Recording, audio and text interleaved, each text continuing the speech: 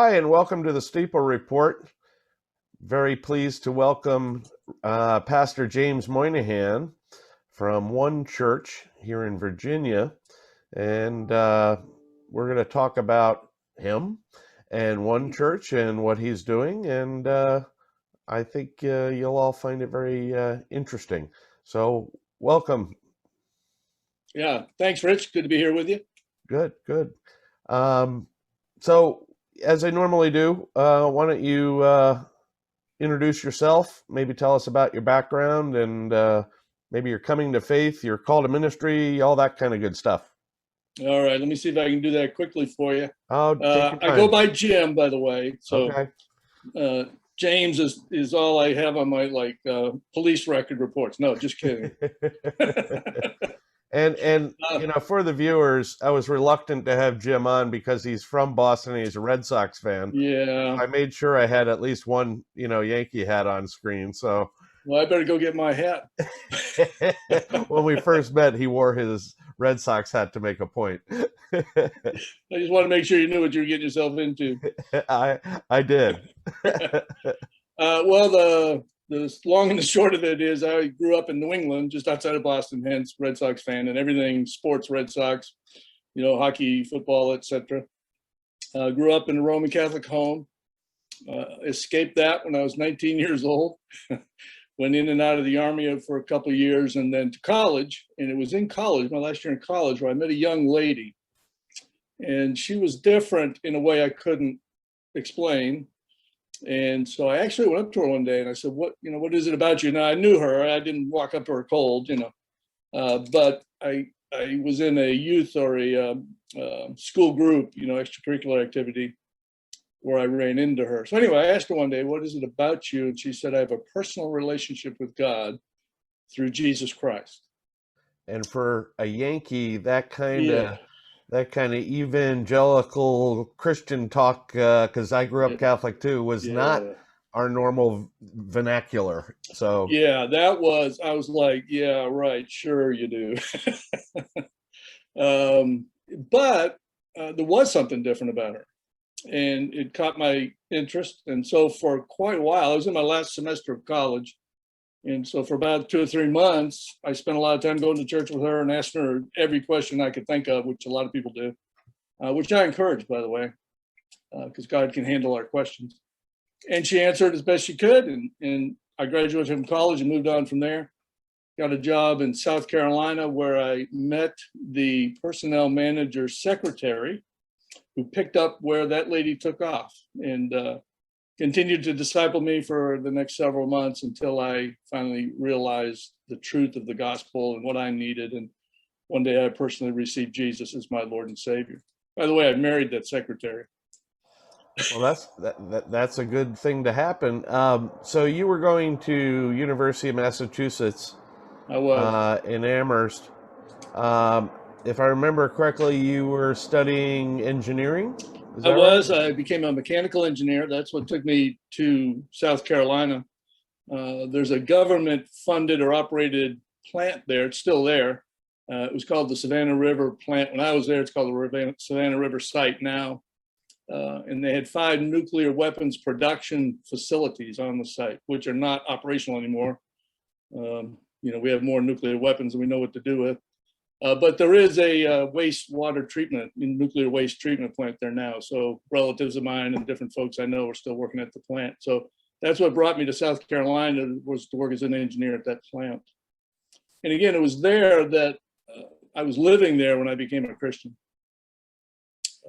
I actually was taking a trip home to Massachusetts for some reason. On the way back, I was by myself and I switched planes in Philadelphia. And I was troubled by the gospel, not in a bad way. It was just I couldn't quite figure it out. I couldn't tie the knot. What was the confusion? Do you remember? Well, the confusion was I'd come to believe the gospel, the story of the gospel, what Jesus had come to do and save me, and I needed him, and this is how it works. And I said, yeah, okay, I believe that. And then it was like nothing. It was just nothing seemed to change. So was it your that was troubling. Your logical engineer brain fighting against the letting go part of faith? Is that kind of Yeah, the conflict? that was it. Yeah, I had cranked through all the numbers and formulas and spit out the right answer, but it was still in my head. It hadn't made it to my heart yet. So the Lord orchestrated all this. I was sitting in the waiting room of the Philadelphia International Airport, and I asked myself, how do I know this airplane's going where I want it to go? And actually, I had a ticket, so that told me, the flight number and the time and the gate, and all that matched up. So I believed the airplane was going to take me where I wanted to go. And that's when it occurred to me, I'm not going anywhere until I place my faith in my belief and get on the airplane. So I hadn't actually surrendered. That leap is the hard part for a lot of people. Yeah, and knowing you need to do that. A lot of people believe, but haven't trusted their lives to Jesus. They can quote the gospel and teach it even, but they've not been converted because they haven't put their faith in them. Yeah, I've heard people refer to that as intellectual believers. Yeah. Distinguishing between, okay, kind of like you said, I believe it. Yeah. But I haven't fully given over myself to it. Right. There's that period, that it takes a little time to internalize and then let go. Yeah, I did, and I didn't know what I was. I wanted to do whatever I needed to do. I just didn't know that that's what I needed to do. And I think it's kind of cool how the Lord did this metaphor right in front of me. And so before I got on the airplane, I opened a Bible that my girlfriend at the time had given me, and just wrote in there, "Today I received Jesus Christ as my Savior and Lord." And boy, then things changed. Wow. Then the evidence of a new life began. So that went on for, let's see, that was in 1977 when I was living in South Carolina. I went back to work, and through different things growing in the church, came to understand I was being called to ministry. That happened really in a worship service. A pastor was preaching in Isaiah 6:1-8. Who shall we send? Who will go for us? Now the pastor was just looking for workers for his nominating team. But, get the annual, role covered. But I was sitting there going, wow, I want that. And I didn't know what that was again. I just knew I wanted it. I want to live like that. I want to be surrendered like that. And so I went up and told the pastor that, and I thought, okay, great, I'm in good shape. Well, over the next year or so, I came to understand that was going full-time in ministry, and I was none too happy about that. It's funny, I've had that conversation with many pastors, and I don't know if you saw this particular video on my YouTube channel, but one of the people I interviewed, he said, when I felt I had a calling, I went to, I guess it was his pastor, and his pastor said, "Run like heck," and eventually he figured out what he meant was, don't do it as a first inclination, the first time it comes to your mind, because, you can get, like the Bible talks about, new exuberant, new Christians. The same thing can happen, where you think that's the direction God might be leading you, but, let him tell you a few times before you actually, then it's not you saying it, it's him. Yeah. That's the best way it was explained to me. I did run like heck. I actually said no numerous times, because by this time I was married, had a great job, new Christian for a year or two. Hey, everything's in good shape. Why would I leave this? And I thought God was out of his mind anyway to even suggest it. So, but over time again, kind of like the conversion thing, he just reveals to you, this is really what he wants you to do. And talking to my pastor and having all those kinds of conversations. So it was a pretty long process before I really believed it, and then again received it. I told my wife, I said, "Sheila, the Lord's calling us into the ministry." And she said, "Great. When he calls me, then we can go." It's a team or nothing. And I said to her, "Yeah, that's great. Maybe we won't have to go." So I wasn't your typical let's go guy. I was more like, I don't know about this. But over time, again, he called her, and then, which is great because we can look back on that. No, this isn't our idea. So she was a Christian from an early age, though. She So was. this wasn't as new to her as it was to you. No, we joke about it, but when she was a teenager, she went forward in a Girls in Action retreat and gave her life to the ministry. And then, again, after time, swore she'd never marry a pastor. And she didn't. She married an engineer. But Little did she know, men plan and God laughs. Yeah, so God got her in the end. But we're both in it because of God's calling, and we're happily in it. We're not, it was just in the early stages. It was, growing up an Irish Catholic from Boston, and you want me to be a Southern Baptist pastor in the South? It was hard to believe. Yeah, it's the running joke with a lot of people in the Northeast, especially among the Catholics, the Italians and the Irish, that every this goes back a couple generations, but every mother wanted three sons, one to be a doctor, one to be a lawyer, one to be a priest. Right. Yeah, I became the priest. So we left there and actually came up here and went to Regent University, actually in the communications program. Became a TV producer, director, went out west to Colorado and ran the operation out there for them for a while. Still not convinced of the pastorate, but it was in Colorado that I finally, accepted that it was that calling and entered seminary there. Came back to North Carolina, finished seminary at Southeastern, and pastored my first church in 1986 in rural Virginia. So how old were you at this point? I was 36. Okay, so yeah, you were coming to it much more a mature adult than many people when they're starting out. Well, leaving that first career, I mean, that was a serious move. So I had to make sure that this was what I was supposed to be doing in my early 30s. So now it's been about 35 years. I've been doing that. I pastored a church when I was in seminary, and then graduated, pastored 2 churches full-time for a period of about 23 years. The most current of that was here in Grafton. How does that, because I'm not Baptist, so, for me, as well as those watching, I know that a lot of denominations will assign a pastor to a church. My limited understanding of the Baptist church is that typically, though they're under the umbrella of the Southern Baptist or what have you, they're all kind of independent churches that call their own ministers. And yeah. So how did that happen? So you're in seminary. Mm-hmm. What was it? A professor knew of a church that was lacking a pastor and said, I have someone for you. How does that all work?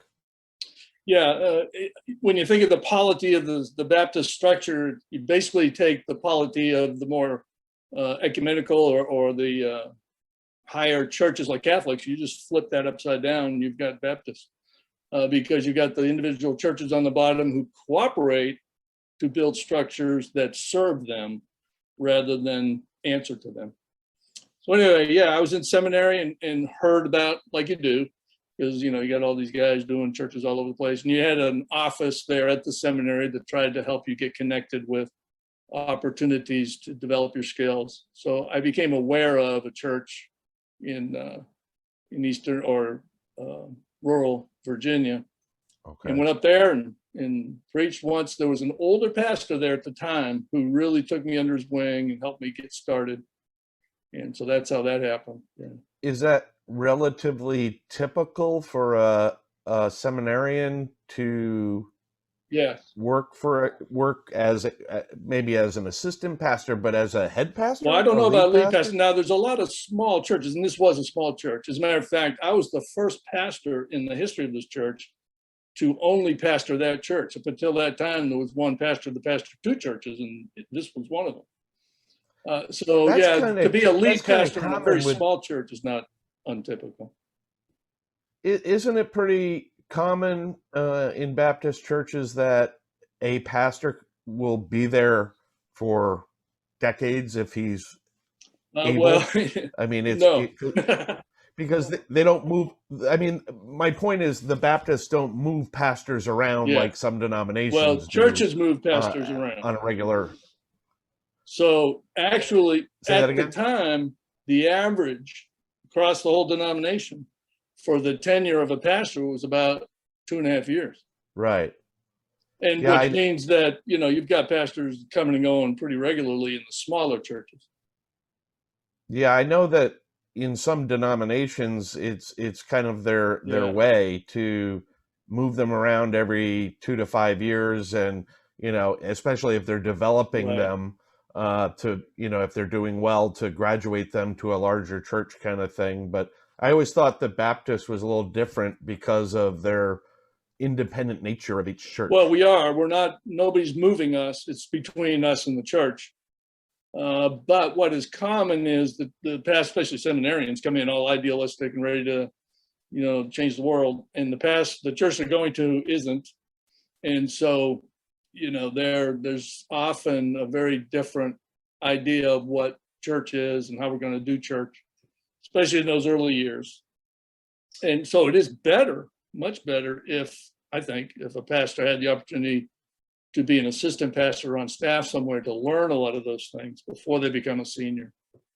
Especially since maybe it was different when you were there, but what I'm hearing is that because of the need for pastors in many cases, as well as the desire for students to move more quickly, some of that practical theology that was pretty commonplace is not as common today.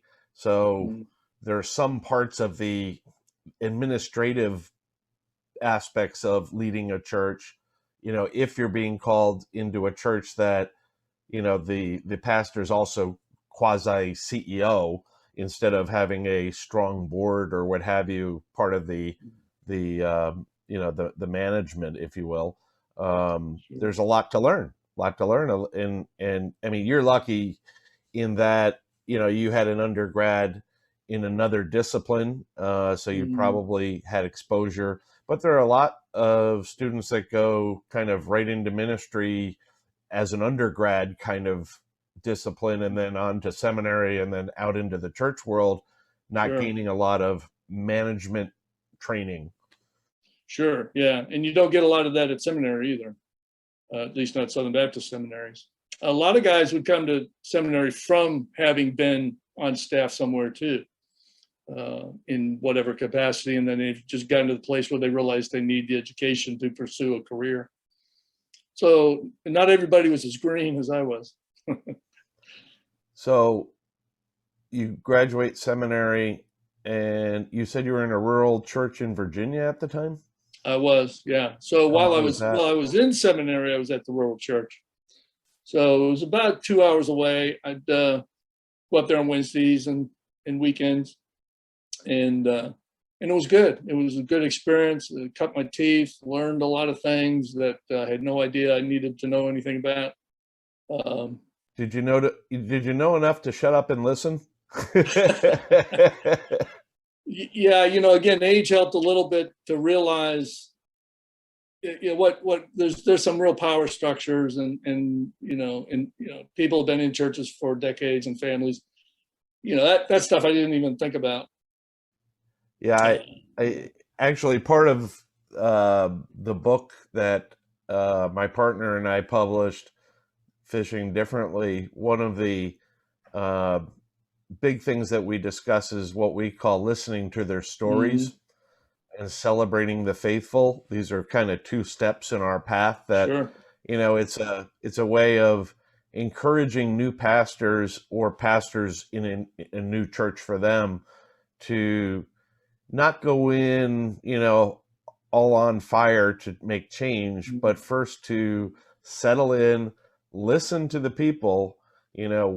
What has this church been, challenged with? What have they celebrated? What is it that they like and dislike maybe about their, so Sure. there's a learning process that, you have to go through and listen to those stories and celebrate the successes and Mm, mourn the failures of the past to have a sense of what is that community, right. you know, Absolutely. and become part of it rather than trying to just step in and change it. Right, right. Yeah, a lot of that has to do with how, I use the analogy of dating, when you're candidating as a pastor, both sides are given their best impressions of themselves. So, and it's difficult. You just date a couple times to get married. That's,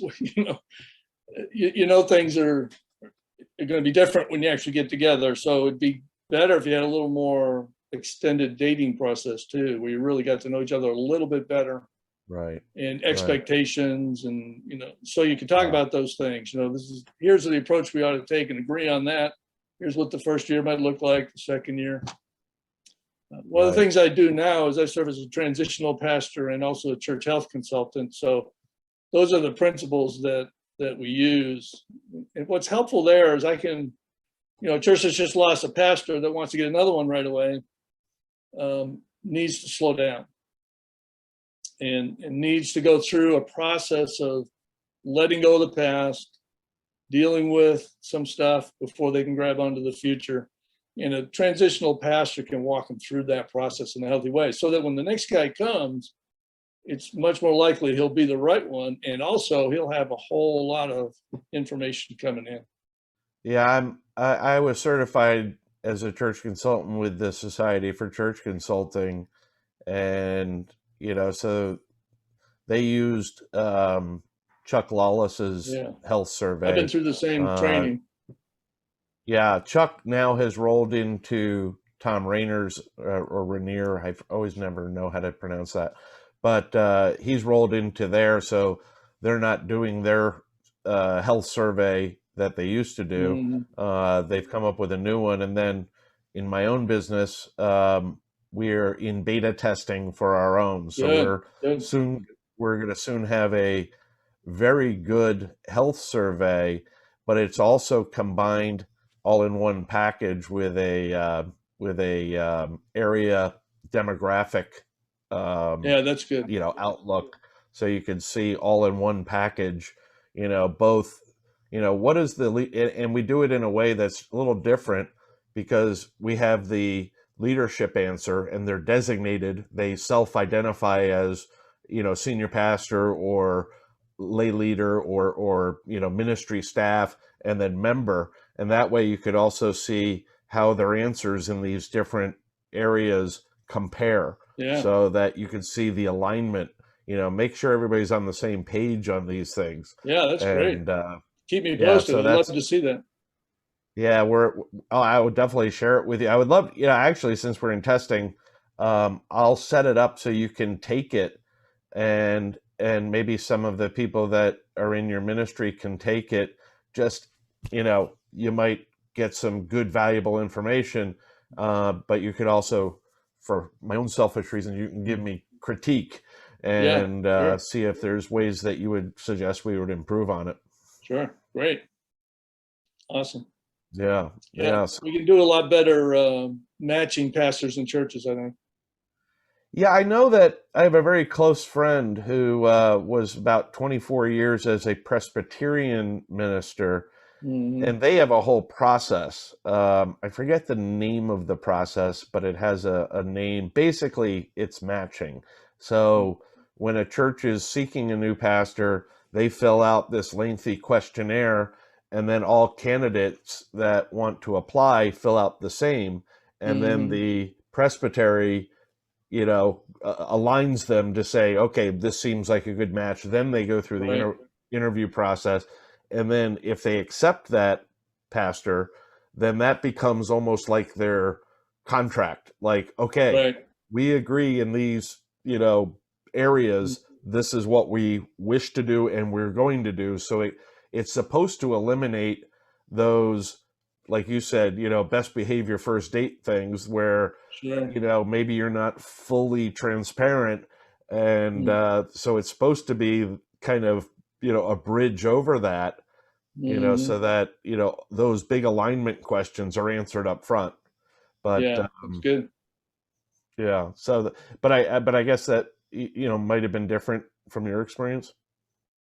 Well, in my initial experience, yeah, we didn't have any of that. You just get hired and you go in and you figure it out. So you're basically on your own. Now there's directors of missions, there's other people that are resources to you, but if you don't know to ask, you know. So it was a pretty steep learning curve those first 5 years of ministry, and you I mean, learn. for let me stop there for a sec.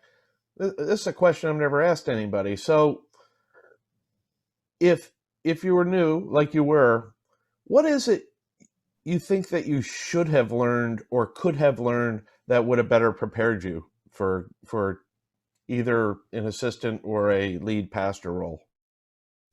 Well, there's a book. Oh shoot, what's it called? I think it's called Pastor to Pastor. Um, I'd have to check that title, but it talks about the Murray Bowen family systems theory. I wish I'd known that. That explains a whole lot. The dynamics of family systems and church as a family.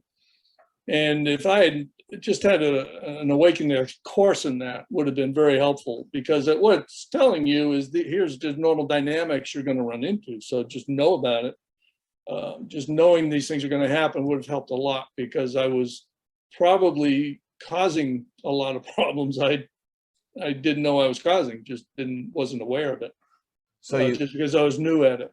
so you think some of the things that would have better prepared you are more relational than they Oh were, yeah, so to sure. speak, managerial?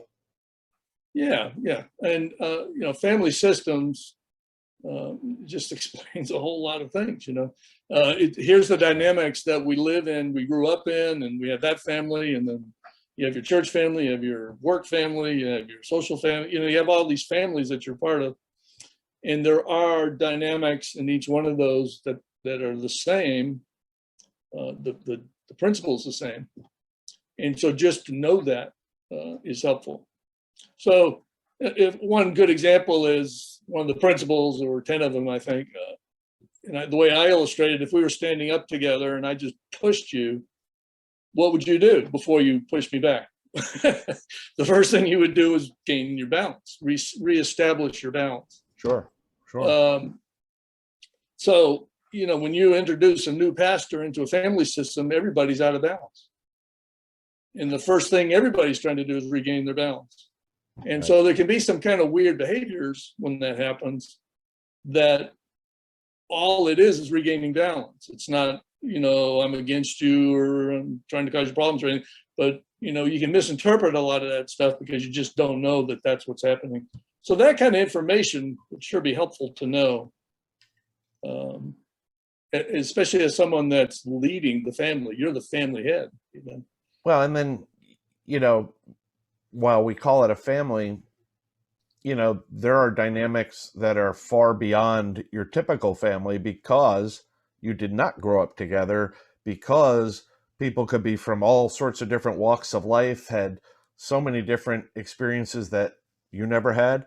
So Yeah. you don't know how to deal with that. You don't know how it would internally affect you. So, there's all these other dynamics that, a typical nuclear family, is one thing, but you're dealing Right. with all these people that have, all this textual background that you have to learn about and empathize with and understand and know how to react to. So Sure. it's a lot. Yeah, and it kind of goes back to what you were saying. You enter the family day one. It's going to take at least a couple of years before you really become part of the family. So if you ever do, so so you got to earn trust, and you got to build relationships, and you got to how does this work and why does that happen, and when somebody says this, what do they mean? So there's this whole family culture that you're an alien to, especially somebody from my background to where I was going.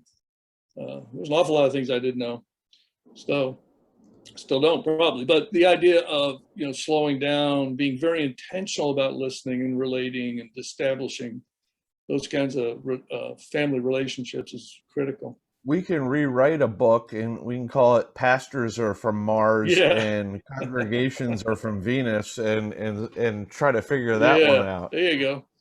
And there's good answers and good solutions. And once you know this, you can kind of cut through a lot of that. So Yeah. you can avoid a lot of problems. And if pastors, ministers are trained in this before they enter into the new family, it can just help them a lot. Well, yeah, and one thing that I've done a lot of reading on is the idea or the area of study, that's often referred to as emotional Right. intelligence.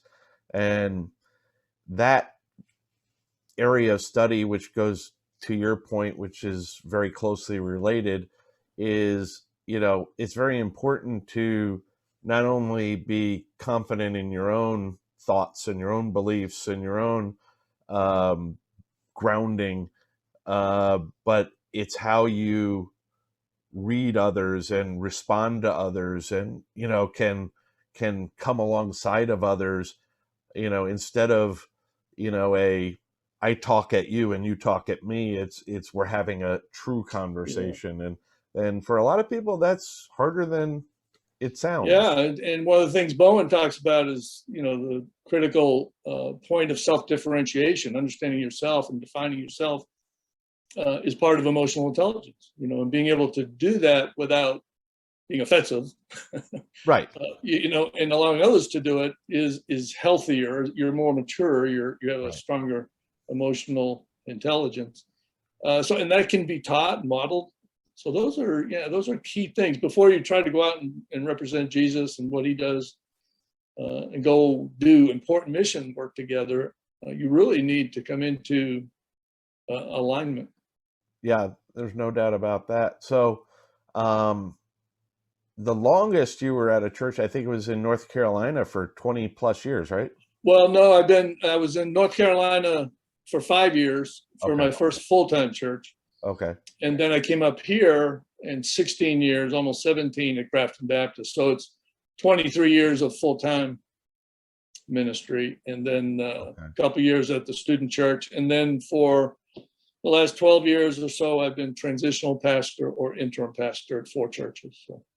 And then it's not a church, as is very explicitly outlined on your website. It Yes, is a community ministry, if I have right. the terminology correct. So you call it one church, Yes, um, and you use an acronym that not everybody's familiar with, which is asset based community development, right, ABCD. right. So why don't you tell us a little about how you got into that ministry and what you do? Okay. And I often say that to people, that I'm the executive director of one church, and one church is not a church. uh, One church is a nonprofit ministry, 501c3. We started it, my wife and I and another couple from the church where I was pastoring, in 2008 when I left Grafton Baptist Church. And part of the reason for starting it is our philosophy of ministry, although I didn't use that terminology at the time, has always been, from since I became a Christian, that the work of the body of Christ is to be a transformational presence in its neighborhood. Wherever there's a church, the community around it ought to be transformed by the presence of that church. Well, as both of us are former Catholics, I often relate that to the Catholic idea of the parish, Right, which right, is, the church at the center of community, taking right, responsibility for the community. right. And yeah, it's interesting too, because the Parish Collective is an organization that's been developed recently. The whole idea of parish, I think, is returning in a broader sense, not just for Catholics, but all No, churches no, I agree. of I agree. parishes. So I That agree that with that. that concept is starting to be non-Catholicized, if that's a word. Right, right, And because I think, like you have always believed and walked in, I think there is certainly a movement over the last decade or so where churches are starting to look outside of their four walls and trying to be outward looking. And so Right. the parish concept, maybe not as it was practiced hierarchical, Right. in a hierarchical way, but the concept, it applies so well to that mindset and that ministry goal. Right. So even as a student pastor and ever since, I've just understood kind of instinctively that the work of the church is to be transformational in the neighborhood, not just in the church itself. So, more people should be getting saved, more marriages should be healed, there should be less divorce, less crime, et cetera, et cetera. Jesus taught us to pray, thy kingdom come, thy will be done where? On earth. So we want it to come fully on earth, but he wants us to manifest his kingdom now. And so I don't think the goal of the local congregation is to grow a church. I think the goal of the local congregation is to transform its neighborhood, have a kingdom transformational effect on its neighborhood. So that's what we've always tried to do as pastor and as a church. And the ministries we did, we hoped would be that way. Now, we also thought, which was kind of, this is one of these things I didn't realize was a strange idea until, I got blowback because I was trying to do it. We tried to work with other congregations that were not necessarily Baptist. We wanted to work with all Baptist churches, of course, but we wanted to work with the ones right close to us, like within a half a mile or a mile of us. Right. Then you have a connection that overlaps geography, and Yeah. you find those strengths and weaknesses in a tight Yeah. grouping that you complement one another and can have real impact quickly. Yeah, and I think the mindset we have, and often when I do a presentation at a church, I'll ask, how many churches do you think there are in Hampton Roads? And people will guess, all kinds of numbers. And I think I know the number, but I'll let you go. let me throw the hook out there and reel you in. And so, I think there's around 3,500 congregations, but there's only one church. Right. So hence the name of our ministry. Right. We are one church. Is that you stole that from Penn State? No, actually. Actually, I got frustrated one day and I yelled it. Yeah, up at Penn State, half the stadium will yell, "We are." The other side will yell, "Penn State." That's good. I needed to do a video on that. That'd be good. So in practice, though, we don't function like one church. We function like 3,500 churches. And we even talk badly about each other at times. And, we compete. There's an awful lot of competition going on. If you have a food closet, I better have one, We don't want our members going to your church because they may end up, joining your church. So we got all this stuff going on that is not, in my opinion, biblical or healthy. Absolutely. So we've tried to overcome that by, we actually at the last church I was at, we built a community life center instead of the family life center, intentionally get that message out that this is for everybody in the community. So anyway, all of our actions were kind of going in that direction. Let's put other churches on our website. Let's offer their ministries to the community. So, that went well with a lot of folks, but not so well with others.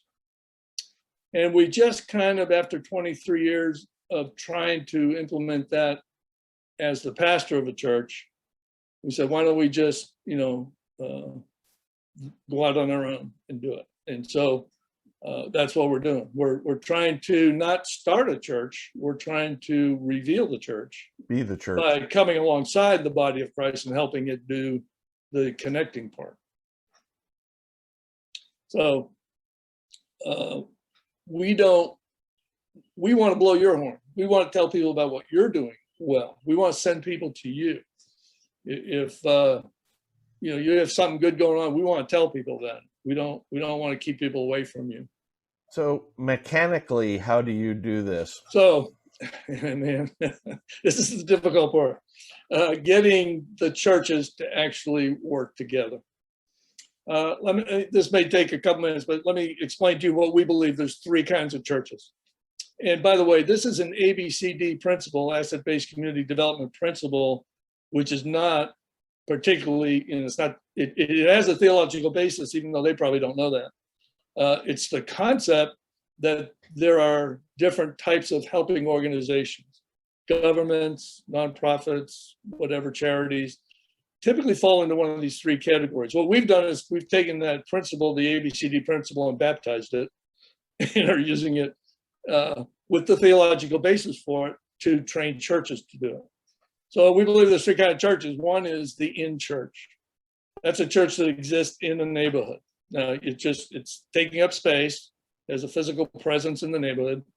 People go to that church, but it doesn't have any contact ministry-wise in the neighborhood.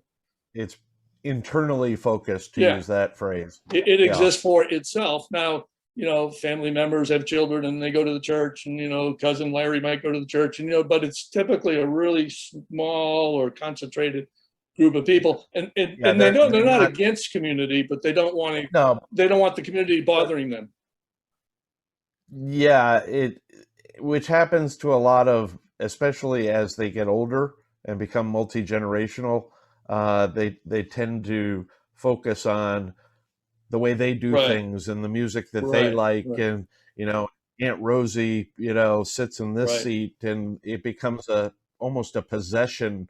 And they more and more focus internally, and where they are located is almost an afterthought.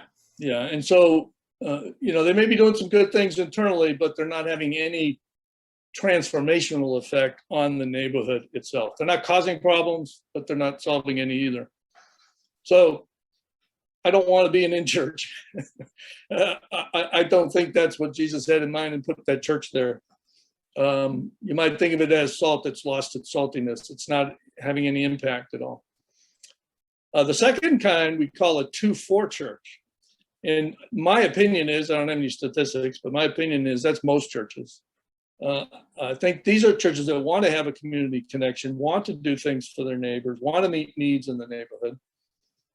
So what they do is they try to discern what those needs are. They may do surveys, they may get demographic information, they may just be guessing, from news accounts, or, divorce rates going up, crime rate, whatever. These are the things that are happening probably in the homes in our neighborhood. So from inside the church, we kind of evaluate what the needs are. Again, we may go outside to survey, but we don't really connect with the community to find out. We're just getting information from the community. And then we go back inside and we program to meet those needs. And I kind of liken it to remember during the war with Iraq, they had Scud missiles. And if you light a Scud missile and send it off, you really don't know where it's going. It's kind of going that way, but that's about it. It's going to hit something out there when it comes down. I think a lot of our church ministries, I would always call that the shotgun approach. Yeah. It's like, throw the wide net and, see what connects. And it's not the most efficient method to follow. So if you're a church and you're doing that, you're determining what the problems are. You're determining what solutions you're going to apply to those problems. They may or may not have any positive effect on that at all. They actually may cause damage. There's books written on it, When Helping Hurts, Toxic Charity. Right. And it leaves the relational component completely out of the picture. So the church is shooting these ministries out into the community, and you can think about them doing things to and for the neighbors. Well-meaning now, don't get me wrong. These are good people trying to do good things, but giving away backpacks, doing lunchings and feedings. And, right. They think they're filling a need that, isn't being met. Yeah. And, are people getting things they need? Probably. Yeah. Okay. But what's the impact of that? We may be hitting something, we may not. And what I heard when I was pastoring, and I did a whole lot of this too, because I didn't know what else to do. We would hope those people would come to church, but very rarely did they. And very rarely did anybody come to know Jesus as a result of these kind of shotgun ministries. I call them drive-by ministries. Just and you may hit something, you may not. But we would throw a lot of money and energy into that. We're using our assets, our resources, our intellect. We do it. even if we have the people come to us, like a food closet or a feeding ministry that people just kind of go through, the relational component is still not there. And why do we do that? Yeah, it's like the Maslow's pyramid, but you're almost stopping at the bottom. Yeah. Well, okay, you're satisfying that basic need, but you're not walking with them to walk up that pyramid into the more spiritual and the more practical life improvement and faith improvement steps. Yeah, and typically there's nothing in that effort that would encourage that.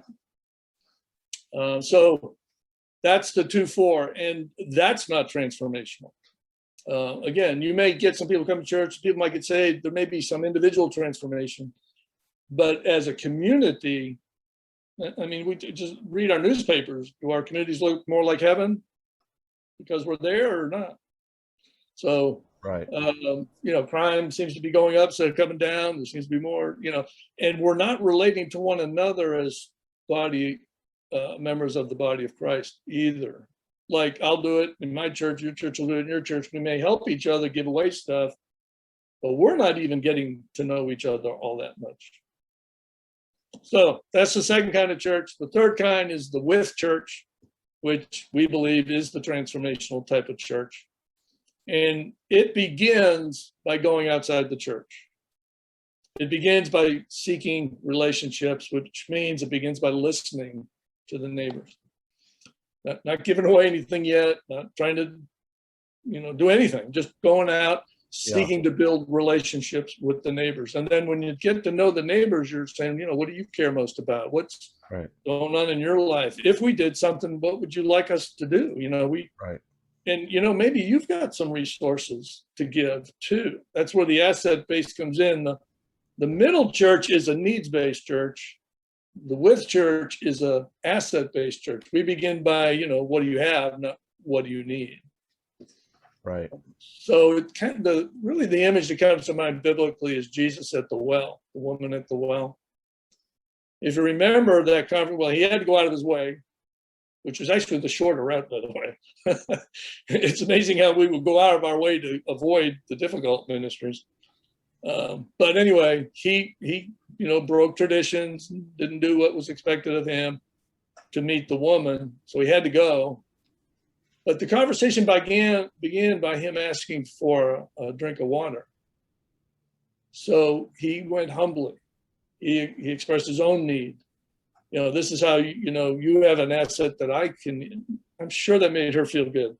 And she was confused, what are you doing? You're a Jew, what's right. Well, why ask me? So all that conversation happened, but the thing that blew her mind was, this guy's going to ask me for a drink, So I think we could blow some minds if we would stop being so high on our horses and be much more humble and go out and just meet people where they are and get to know them. And then discover together what we care most about that we can work on together to change.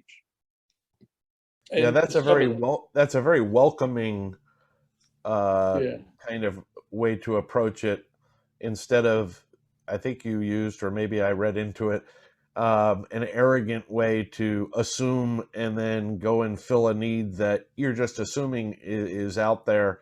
And, maybe as you're kind of saying, maybe the community actually has a higher priority that's still being unmet, and you're not even asking about it. Right. Yeah. Yeah, that's what we're saying. Now we have, we teach asset-based community development principles, try to come alongside churches to help understand this. But asset-based community development, the tools are really how to do it. What's needed before even that is the realization that we need to do it. And so we partnered with the Lupton Center, the author of Toxic Charity, and anybody can do it. The material's online, but they have a course called Seeking Shalom, which I teach and train. But really, it helps the congregation understand this issue, that we have kind of a God complex, either actually or perceived, when we go to those, quote, less than us, the least of these, and we show up with our stuff, and how does that make them feel? And we're given, how do they, what makes you think we need your stuff? Right, because sometimes it's not your stuff that they need. It's they need the loving support to do what they want to do, and like we were saying, or I was saying a second ago, there's this arrogance of, we have something that you don't. Well, if you don't ask the question, you don't know what they have in terms of their assets or capital. And so yeah, I love the mentality, because it's very similar to what I do in my own profession. We just kind of use some different terminology. And right. So I try to get that Seeking Shalom course. If I can get that into the churches, I think that would help start to, and I've done it in many churches, and it does help to start to transform. Just an example, I'm still working with this church, but the Temple of Peace in Southeast Newport News, we've been working together for years now. But when they took the course Seeking Shalom, it was their pastor and the staff there, plus the food ministry workers. And as they were going through, they had a food closet, and they were giving away food once a month, baskets of food.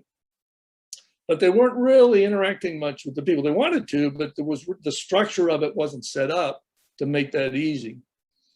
And so they were doing the best they knew to do, but they knew it was insufficient. So anyway, they went through this course. In the last session of the course, they used their own ministry as a case study. How do we apply these principles to this course, to this ministry? And so I was hopeful they would transform their ministry in some way. Well, what they did was they completely abolished it. They actually stopped it altogether, because they had realized, we're not treating these people with dignity. We're arrogant in our approach. We're not seeking relationships. So the whole structure, they said, we don't want to keep doing that. Right. We're hurting people with that. And as you said, it was with good intention. Yeah. And a lot of things are done with good intention, but it's a matter of what's the next step. Yeah. So instead, what they're doing is they're starting a food co-op. And COVID kind of got in the way. They were supposed to launch it March 24th of last year, and that's an important date if you remember. That's the date everything shut down. And so they're in the steps now to relaunch it this summer. But they did start a community garden. They've been praying the perimeter of their neighborhood. They've been out meeting their neighbors. So they are much more out of the church, into the neighborhood, getting to know their neighbors, inviting the neighbors to be part of this whole process. That's the difference. It's not going to be their ministry. Their name doesn't even appear on the name of this thing.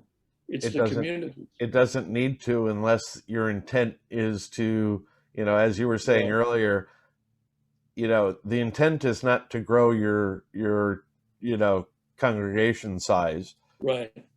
Your intent is for impact, and those are not necessarily the same thing. Right. I mean, sometimes they bleed over into one another, but I think that you're onto something, that oftentimes churches want to brand something as theirs, and and one thing that we often talk about with our church clients is that it's very important to, as we've been discussing, find the unmet needs, and not try to reinvent the wheel that's already there and become competitive with somebody else.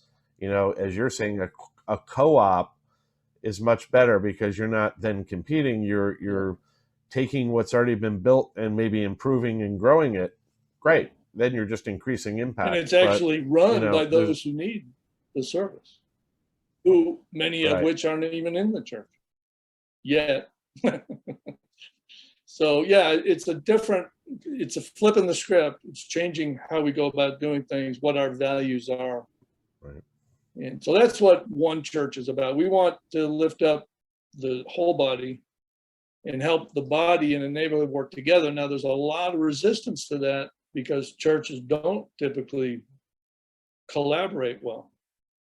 So, I mean, I also see this component as, in the company that I have, we have this FISH acronym: Faith, Intellectual, Social, and Human Capital, and I see this your process as very much in the social and the human, because it gives opportunities for those that are helping their fellow neighbors to take on responsibility and to grow and to become more integrated, and then you're into the social, integrated into their community, and they gain confidence, they gain experience, they, improve relationships. They, there's so much in there. Yes. It's not just a surface thing. There are a lot of levels to what you're talking about, a lot of Yeah. layers. Yeah, it's empowering. Also, the folks in the church are not just doing a couple hours of drive-by ministry, which may feel good to them, but is not impactful. One of the things we can tell when we're making the change, the transformation from it being focused on us to being focused on the neighborhood, is the pictures that are being taken. A lot of times you look at a church and they'll tell you all the great things they're doing. You're going to see pictures of the members of the church giving away stuff. And if there are members of the community in the picture, they're on the receiving end of what's being given away. Right. Transformation is happening when you see pictures of the people doing the stuff are the members of the neighborhood. Yeah, that you're right. That is flipping the script of how many ministries are operated. Yeah, I mean, I'm not trying to denigrate the efforts or the intentions in any way. But yeah, it's almost like community cleanup day. Everybody gets their T-shirt and, they go out for a couple hours and, pick up some trash. And there's nothing wrong with that. No. And it has a good, intention, and it actually does, to some extent, clean up. It reaches its goal.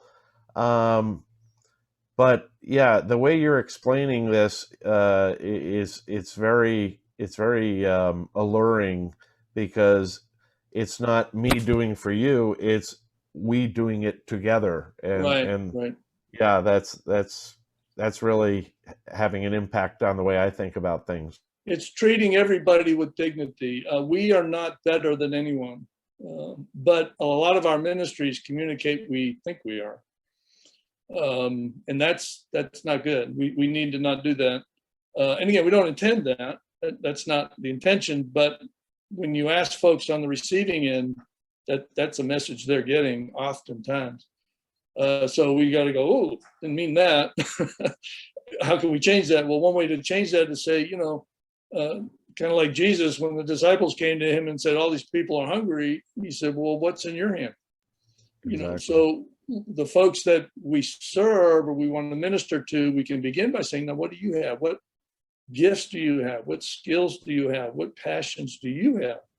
How can we help you use them? And the good feeling we have by using ours, they are now having by using theirs.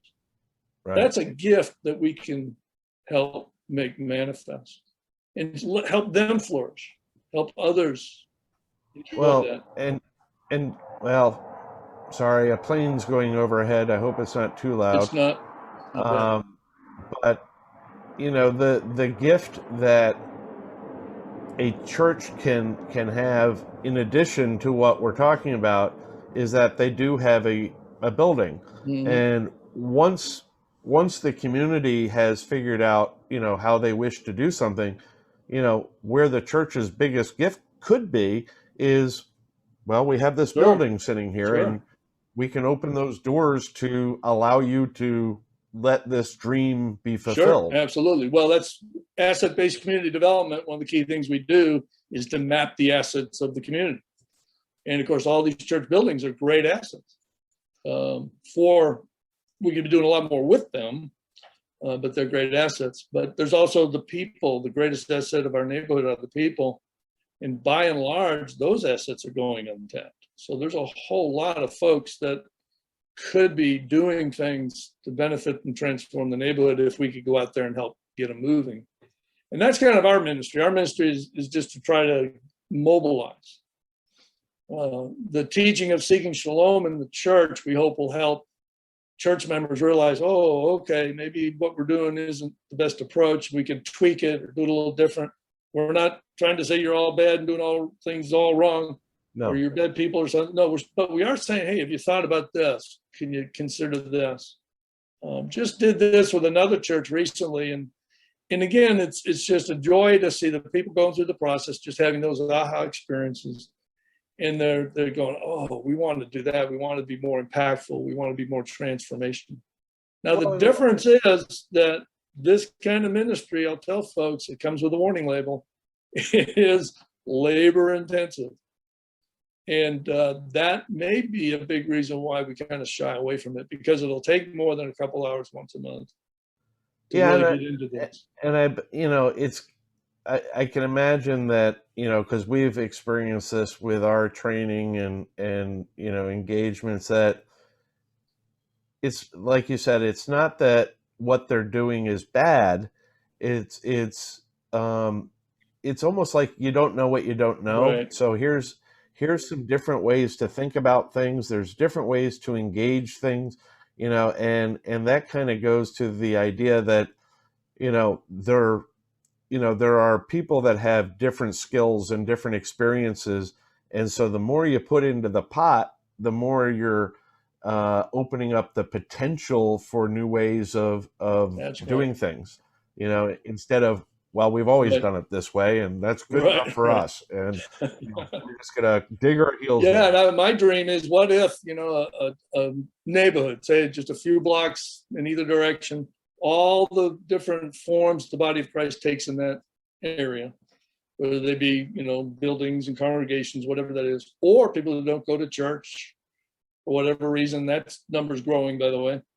If we can mobilize all that power along with the non-Christians or non-church attenders, this could be, you talk about transformational, you would see an explosion of just wonderful things happening in that community.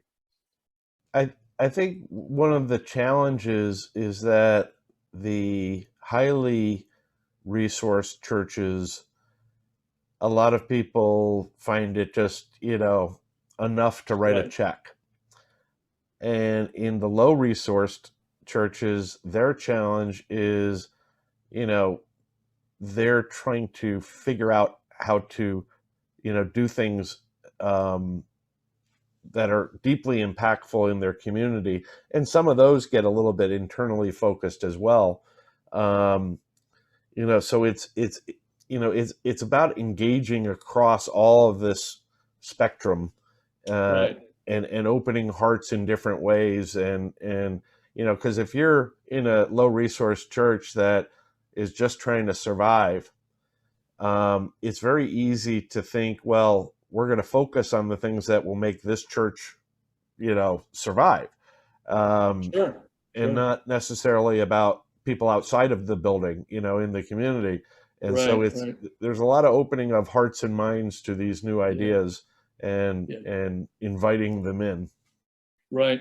Yeah. And that's for sure, because, you don't just change this way of thinking overnight, but we have a big God and he's everywhere, and it's his desire.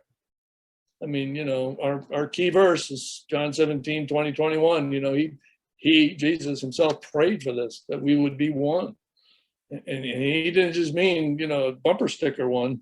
He meant actually functioning as one body. And that's our dream. And we're trying to help the church actually function. Now, we know this is a heavy lift, and we're not trying to do it ourselves. We're just serving our Lord's desire.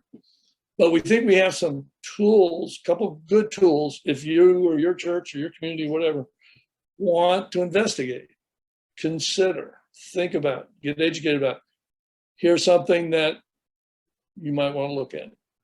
And I look forward to walking alongside of you, because as you and I talked about the other day, we have a nonprofit, and we have received a grant to develop some very dynamic learning tools. And I think our philosophies are so closely aligned that I think when we get there, when those tools are ready, at least I'm going to offer, to see if they serve your needs, and Sure. and then maybe there's going to be an opportunity for us to talk, and we can gain from your experience as well. Sure.